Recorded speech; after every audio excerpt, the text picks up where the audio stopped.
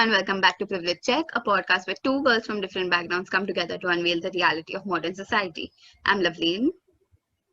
And I'm Shivangi. Through this podcast, we want to reach out to the privileged You already know you are because you have access to this podcast. and teach them the 101s of how to not be a privileged prick. In this episode, which would be the third episode of the Privilege Take, we would be reviewing and analyzing a movie that we found to have a good representation of how privilege actually plays out in most urban societies. And Shivangi, do the honors of revealing the name of the movie.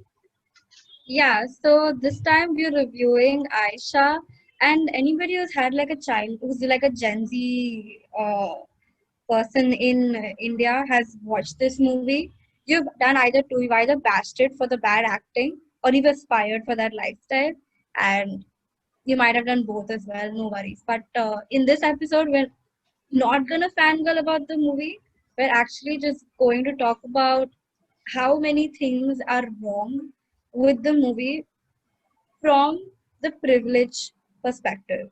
So there are a lot of things you want to cover here, and so no, Sonam Kapoor's bad acting is not gonna be one of them. So Yeah, we're gonna move on to the crucial aspects, which is relevant to our podcast. exactly. And as everybody knows, this movie got into a lot of controversies, to say the least, Yeah, in realm of what the producers prioritized while the creation of the movie. And yeah, while we might touch upon it a little, it's not something that we want to look into a lot because that's not what we're here for. yeah. It's a waste. Y'all can like hit us up and we can have a discussion, entire different discussion about bad acting and underrated movies and overrated movies on our socials, but not this podcast. Yeah. चालू कर सकते हैं, you have to first talk about Aisha's personality and everything, right? वही तो थोड़ी चालू करना है, तुम कर लो तुम चालू. ठीक है मैं आयशा के बारे में बात करती हूँ पर अभी नहीं अभी वो मुझ It's पे really funny how you kept steering it so that I start the actual discussion and I'm steering it so that you start the actual discussion and yeah. neither of us want to do it. Aisha is such a hard character to diss. I love her. Can you, Lovely? Did you know this was based on like Clueless? I know it was. I could sense it was Yeah. based on Clueless, but I had no idea it was based on a Jane Austen novel. Remember the movie you recommended, Emma? Yeah. This is the Hindi version of that. Why is Clueless Emma is also getting so much attention then? I mean, Clueless, because it's that Gambit actress. Everybody loves her. Everybody and has also hots like for this her. again ties up to our last episode. Oh, I didn't realize you were recording. What was the last episode? It was White Tiger. Language. Oh. I meant like our. Oh, sorry. It was language. We're gonna ignore the fact that I have zero idea what our episodes are anymore, even though I edited. Okay, now talking about Aisha's character. So if our listeners don't know, I know I just mentioned this, but this was like loosely based on Clueless, which was like literally an iconic movie when it comes to teen flicks, and you have that iconic character of Cher. So Aisha was supposed to be the Indian equivalent, the South Delhi equivalent of that. The thing is that okay, I know we said we're not going to talk about her acting skills and everything, so we're going to leave that aside. But she didn't do a good job at playing Cher, that's obvious.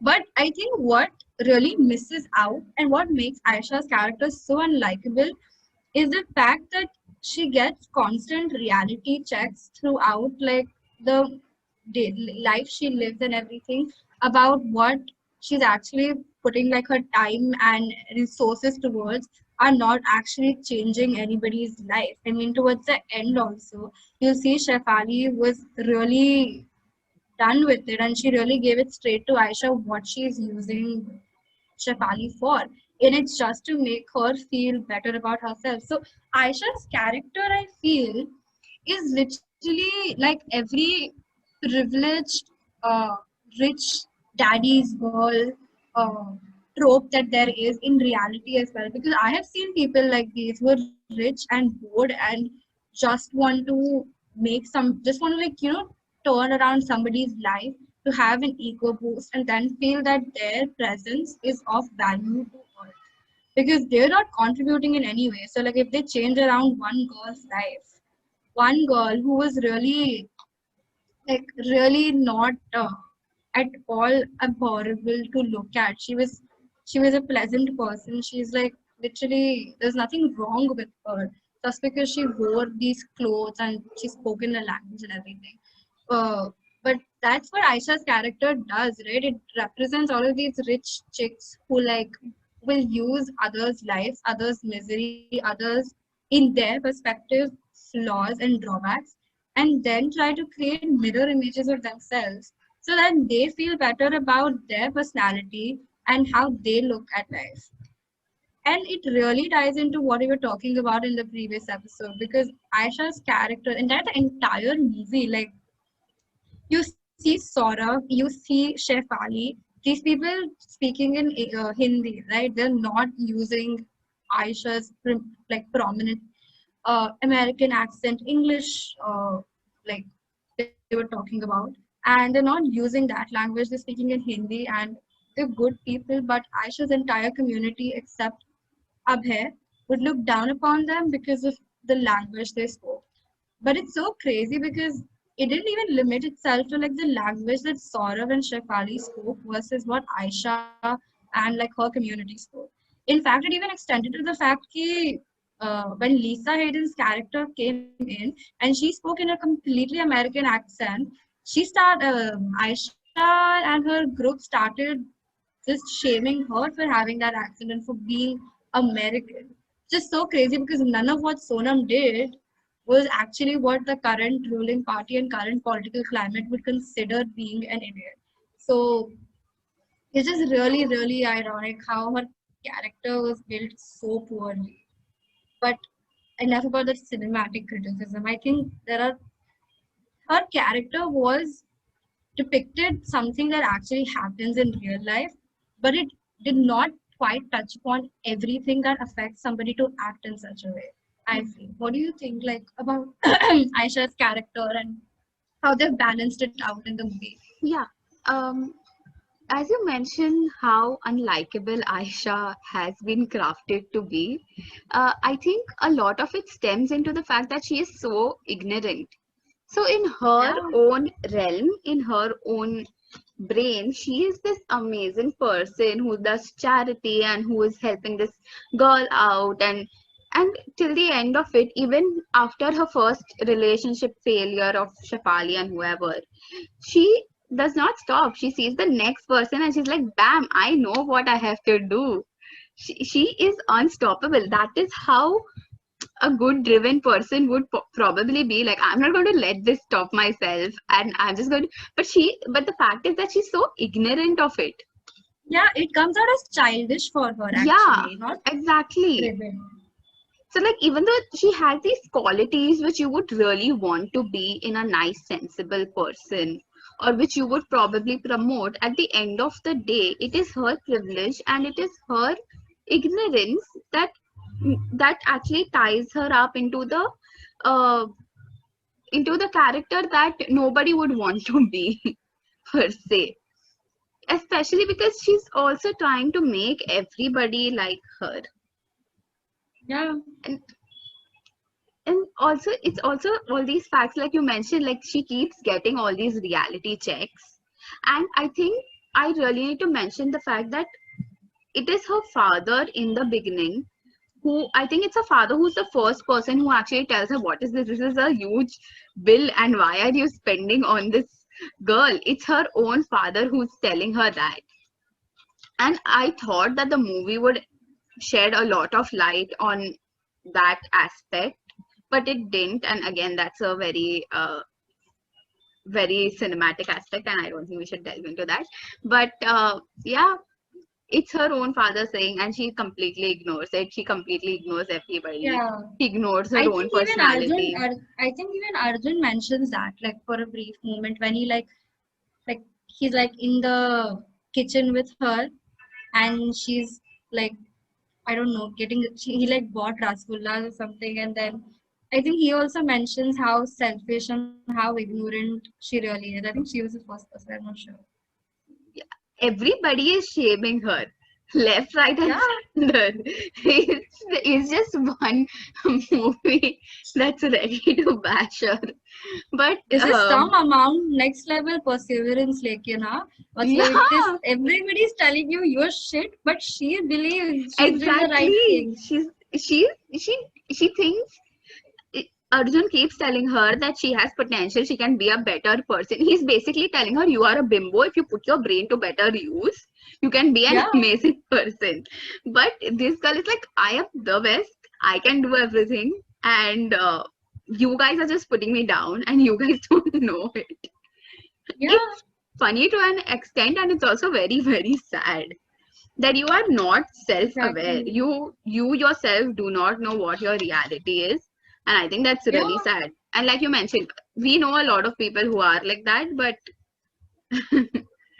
Also, like her thing is that I really couldn't tell if she was a teenager or like an early 20s or late 20s person for the longest time because they've same. just built her character so poorly. Okay, wait, this is another criticism that was not relevant to the podcast. Yeah, I didn't understand that particular aspect as well, because her friend, whatever her name is, kept Pinky. think, oh yeah, okay, Pinky. Pinky knew exactly. If you see Pinky's character, she keeps mentioning to Sonam Kapoor's character, Aisha. Okay. Weird flex that you forgot the movie Yeah. that's named on the main Yeah, character. of course. Anyway, she keeps mentioning to Aisha, Pinky keeps mentioning to Aisha, of what she would like to do. So some days I think she mentions she wants to be a fashion designer. Some days she mentions she wants to be something else, and she keeps doing that. So the first time she did that, I felt like, are these guys teenagers? Because very misrepresented. Like in no way or form they would look like teenagers. Uh, then I came to know that this girl has an art gallery and everybody around her is working. And even an event management thing going Yeah. on for her.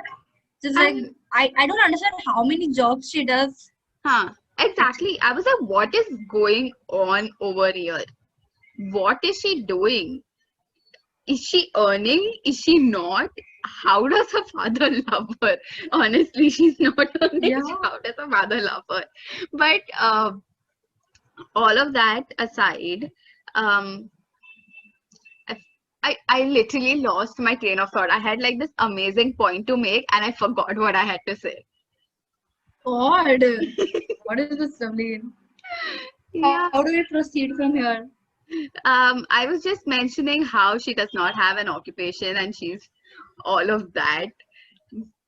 I Yeah. think we'll This just which please yeah. go on. Okay, since you've forgotten your train of thought, Yeah. I'm just gonna continue because I had a point. Uh, I just think it's so weird, man. Like this woman has like two jobs, which I understand are pretty high in terms of like daily involvement. Uh, exact, all of that.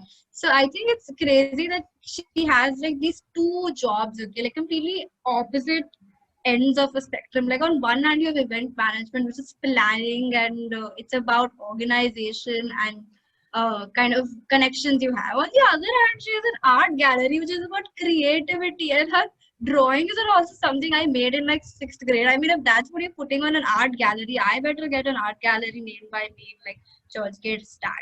But aside from these like salty remarks, I think it's crazy how much time she spends just dilly-dallying. Like that's all she does throughout the movie. They're going one party gets over, they go to another party. One like party gets over, they go to another party in another location. That gets over, they go to another whole damn city. Yeah.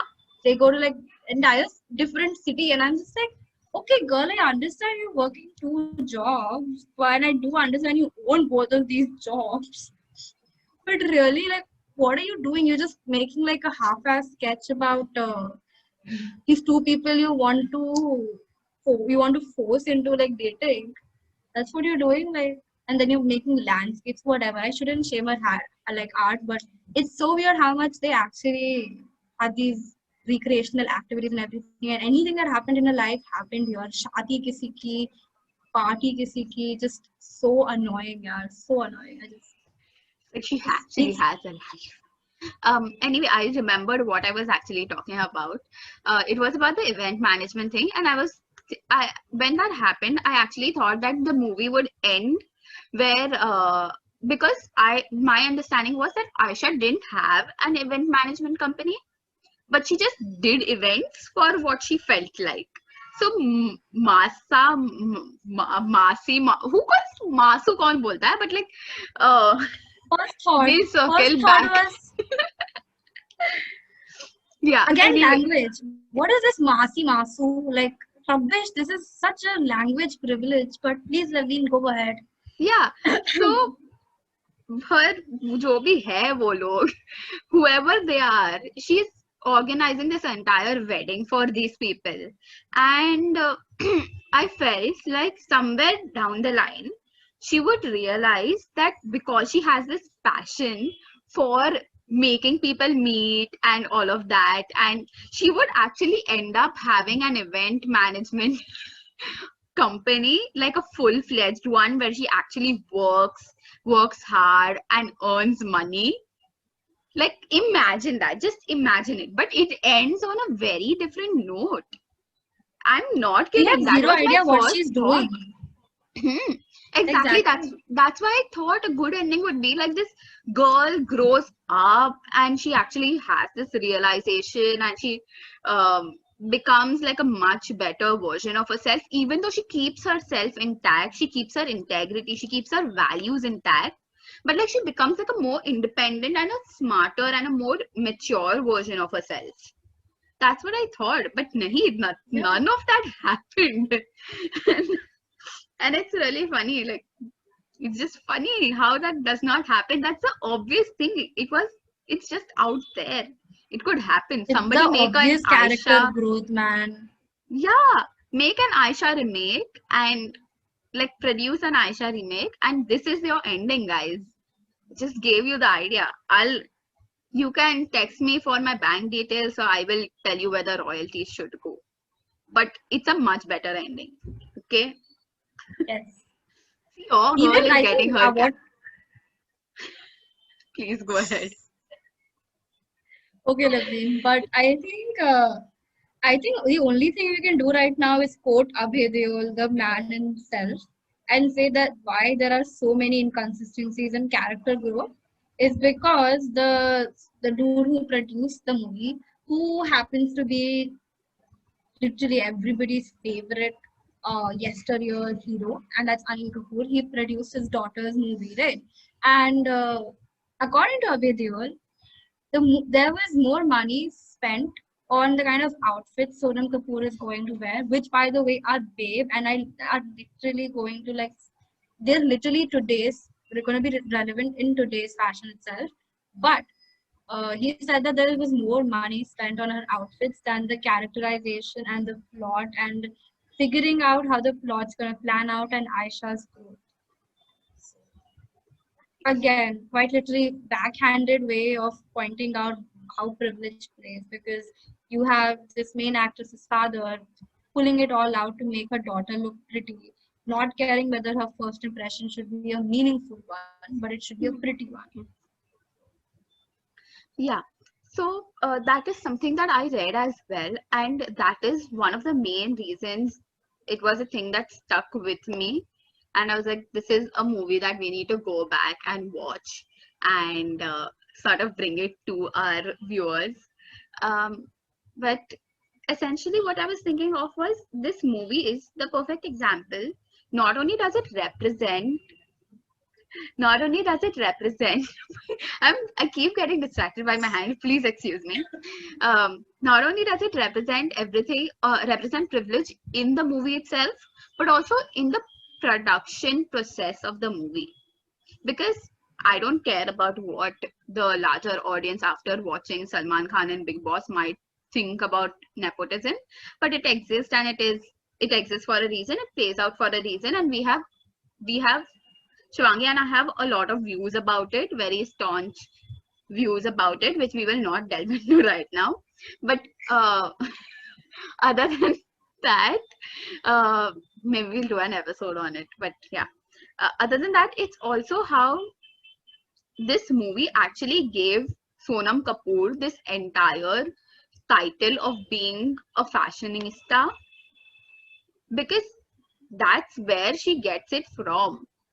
I don't think, I mean, she gets a lot of criticism in general for her outfits and how they are runway make and not like conventionally trendy.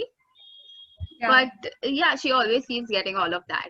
And this is where she gets it. And imagining imagining or understanding that she got this entire title and she got this entire persona from a movie by compromising her own personality as an individual and compromising her own acting skills, which is very essential for the industry, I mean, obviously. So that is also how you can show that privilege played out in the production process. Now this is, Yeah. it's, I know it's just talking about Sonam Kapoor as an individual in real life and not her character Aisha, but I think it really talks about how closely related they could be as well, to say the least. Not throwing any It shots. can be because it again boils out to the fact that she just didn't get this movie because of being Anil Kapoor's daughter, but she also made an entire name for herself based on how much money Anil Kapoor poured into this movie for her. So I think it does make sense how well nepotism gets you your first break, but also helps you make your name into the industry as well. And that's all she's known for. Like even though her sister must be the one who's like actually helping, like who's actually like doing all of these fashion, quite literally ideating on fashion. She's the one who's, you know, like called the fashion diva and for wearing very runway-esque outfits for casual settings. So Hmm. that's her entire thing, and I think it's very valid we mention that because it is true about her. And but this then again ties into like Aisha's character and how uh, like Lovely was talking about ignorance and but her ignorance coming out as childlike, right? So there was something, but she was again, she's literally in her early 20s or late 20s. Sorry, there was like a fly or something there, so I got distracted. But she's like in her late 20s or early 20s, never specified, but she's young, right? And there's this one particular scene that I was very, very uncomfortable with. And Lavina and I spoke about this before the recording, and we were both very uncomfortable with that scene. I think we've mentioned this in Khali Pili as well. Any scenes that are like this and then are deemed romantic are just so, uh, it just Problematic, to really say not the the right least. message. Yeah, they're problematic and really not the right message you should be sending out. So there is this one particular scene. Okay, so if you all know Clueless, then this Aisha is literally that, right? So in Clueless, Cher has this new girl that she like has a pet project as, and so does Aisha, and her name's Shefali. So Aisha wants to set Shefali up with this guy called Ranveer Gambhir. By the way, A plus for creativity, guys. A plus. Whoever worked on like the crew for Aisha, you all had great brains there. But she wants Shefali to set up with this Ranveer Gambhir guy who's completely aloof and everything. And but nothing's happening. Like Randhir is not showing interest. Shefali's also has no idea what's happening. So Aisha's big brain thinks of this amazing idea. I mean, literally, what are couples doing right now if not using this idea to like set their friends up? This is so great.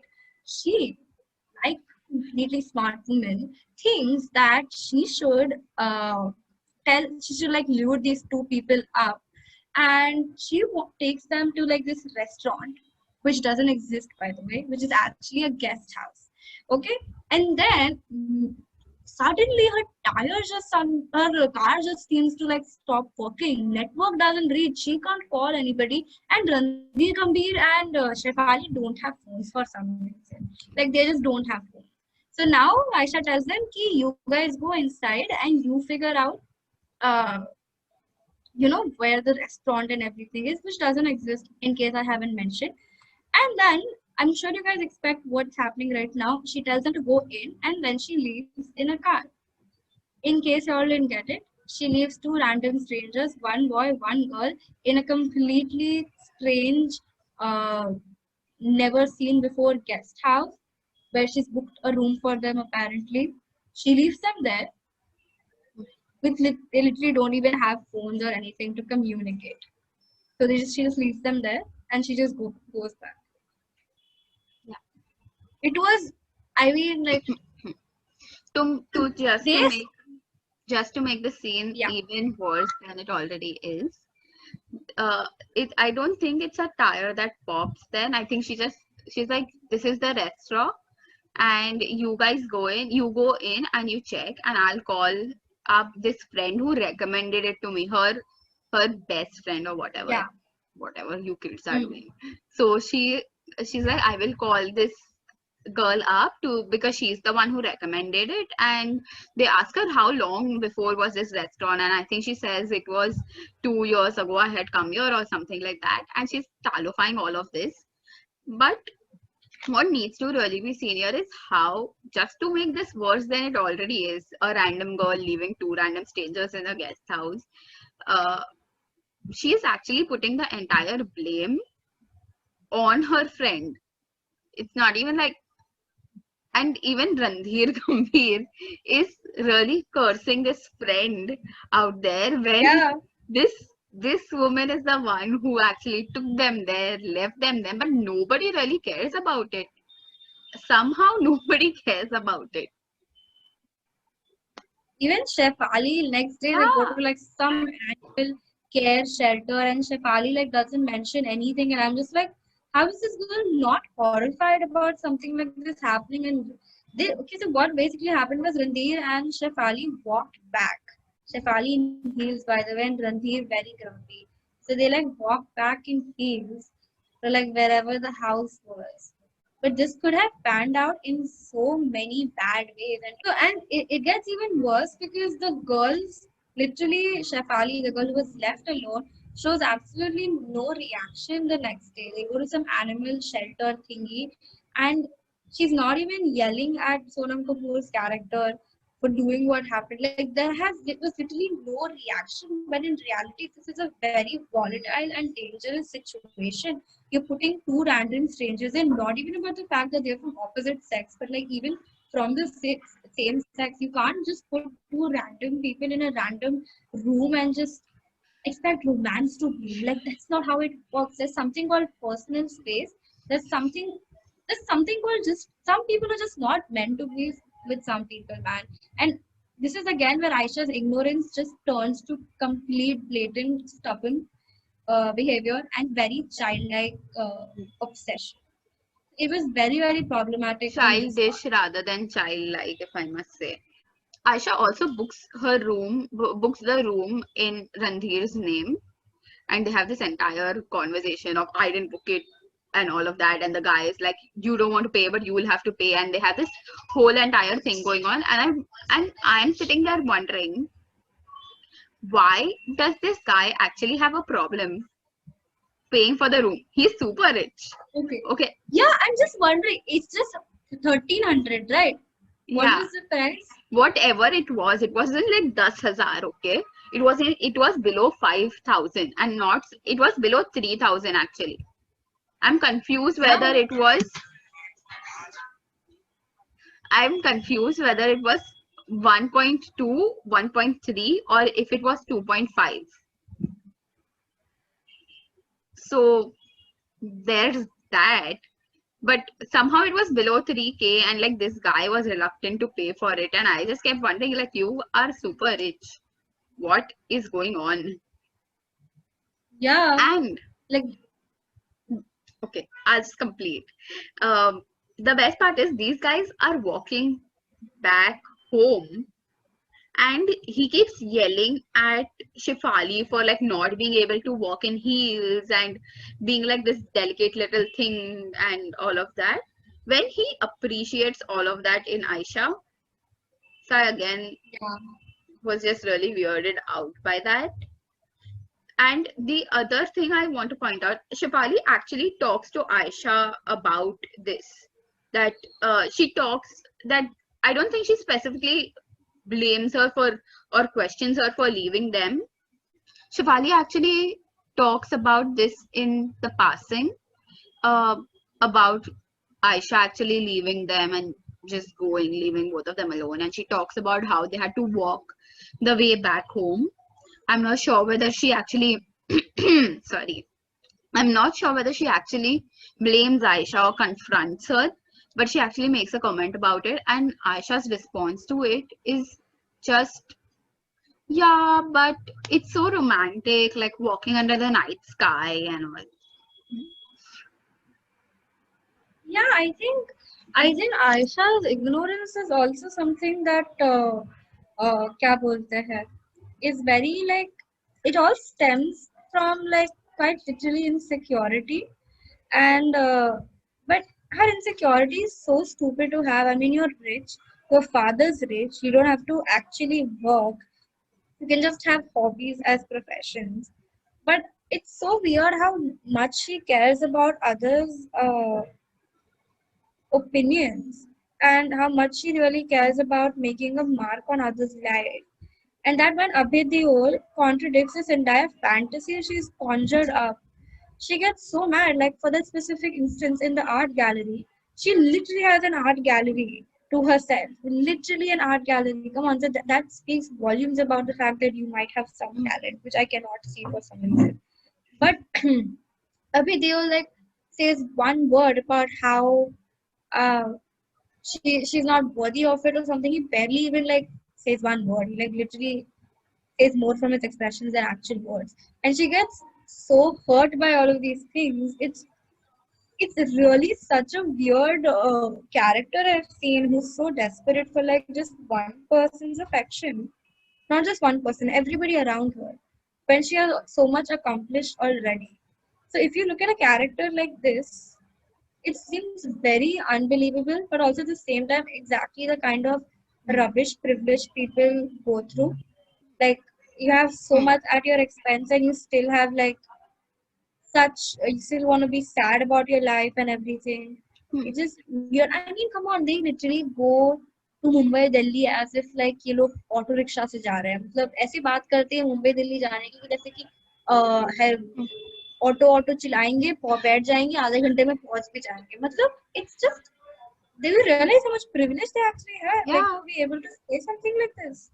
I actually remember what exactly Abhay Deol had commented on her art gallery thing. He actually said that, oh, this is really great for, and if you practice a little more on this, you will actually be a professional.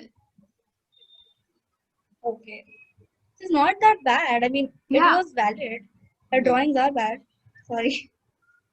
Okay. Yeah. But also, Aisha, like you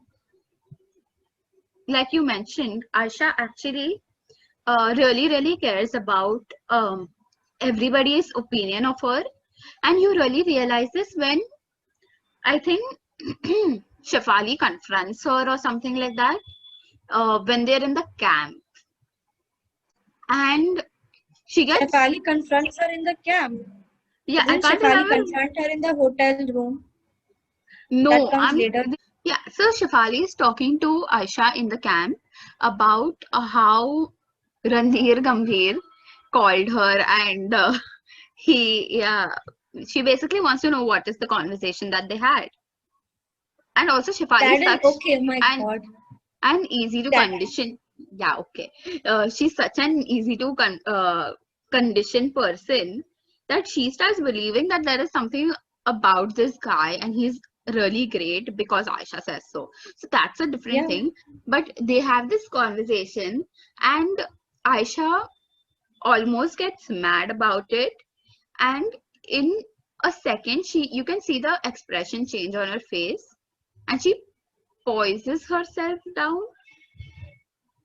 So she changes her expression really quickly, and she just calms herself down, ekdam suddenly.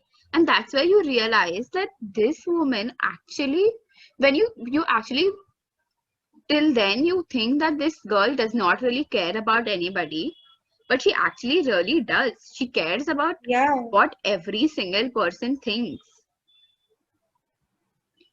it's And I really think weird. somewhere deep down, she also has this image of, as I mentioned in the starting itself, she really thinks she's an amazing person who's doing amazing things. So in her head, all of this is justified, and all of this is her project and charity work.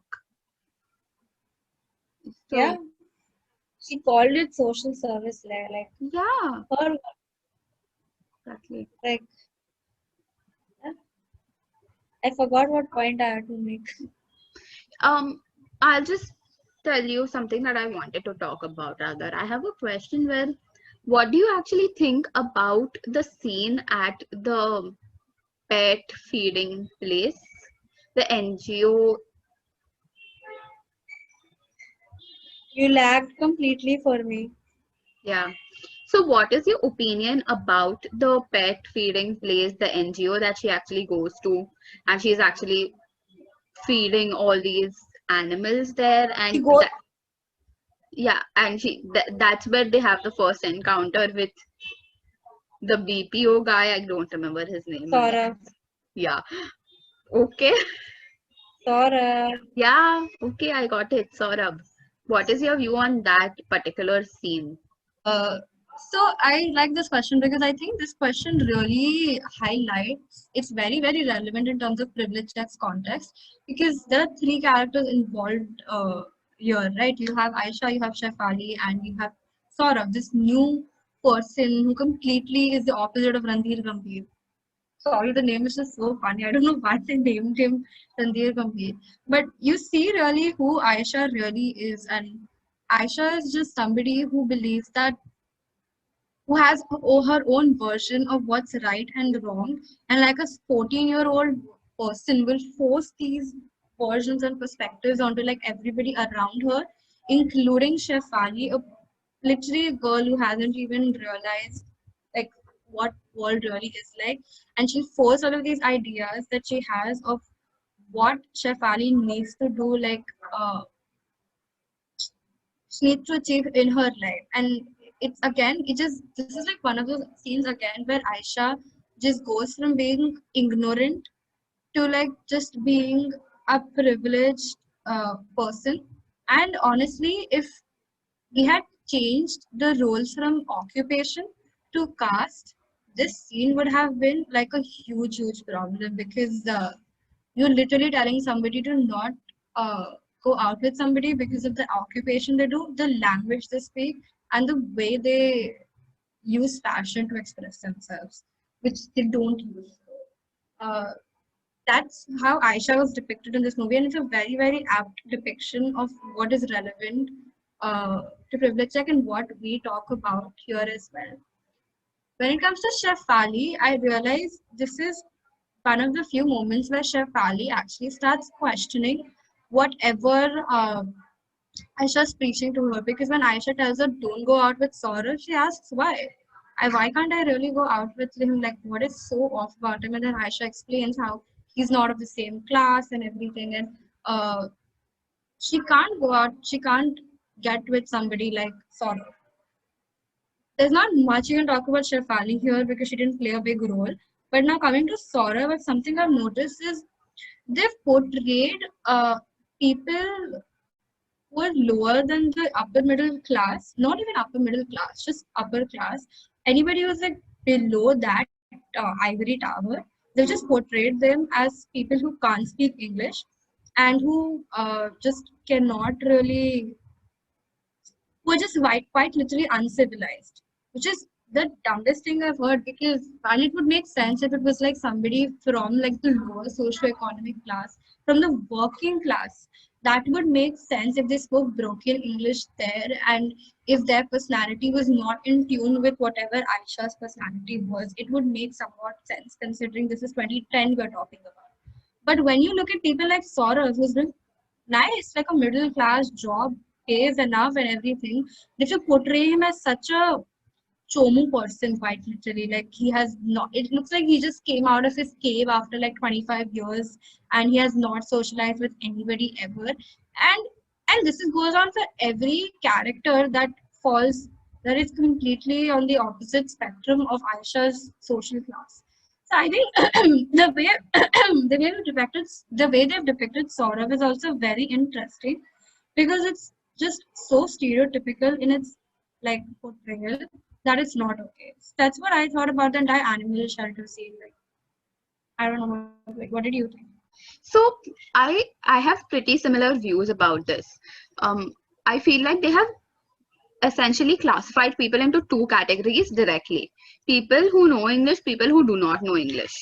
So anybody who's up, it's upper class, it's upper class and it's lower class. That's it. That's how it is. There's no middle. There is black and white. There's that. There is nothing else. So if you see somebody like Abhay Deol, in the eyes of Aisha, he is upper class and he knows English and he has his things together. Whereas even somebody like Randhir, if you probably met a Randhir in real life, a person who's owning all of these outlets of I don't know what mithai and farsan across India, this person has probably has a good amount of money, enough money that they know they have had a good education, probably most probably an English language education, Yeah. but somehow he doesn't know proper English as well. Shefali, whose parents specifically want her to marry somebody from the upper class, aren't going to be some rural people who have zero idea about the society outside, considering Yeah. the fact that she probably, and the way they also show how she has no idea of the Western world and Western fashion, like from some she's from some tribal area and she has who's never had a connection with the urban world. It does not make sense. That, and I feel like that's how it's also a perception of how uh, Aisha views the world in binaries. But yeah, I don't know if that was intentional or not. But it's misrepresentation at its best. There is no way that that's how it works. Like even when she talks about Saurabh and how Saurabh is shown as this person who does not understand. Now, if he is a BPO guy, and if I understand correctly from the conversation that Aisha had in the movie as well, it's this person who's essentially work. I think Aisha asks whether he's this person who gives them calls for things. So he's probably working in a call center. And it's really hard to believe that he wouldn't know to talk properly, to have a good conversation, or to hold a conversation at the minimum. Obviously is going to exactly the point, Loveleen, we want to make, right? They've shown him as somebody who can't say one word, but his skill set requires him holding a good, stable conversation. And I would guess preferably in English as well. So if we like look at that from that perspective, the portrayal is completely off the ballpark of the occupation they gave him. But Yeah. yeah. Also, how Aisha just talks to him about, this entire scene where she's um, becoming a better person. She goes and I don't know why a BPO guy is in their house. I don't know how, in what realm that is working. I don't understand it at all.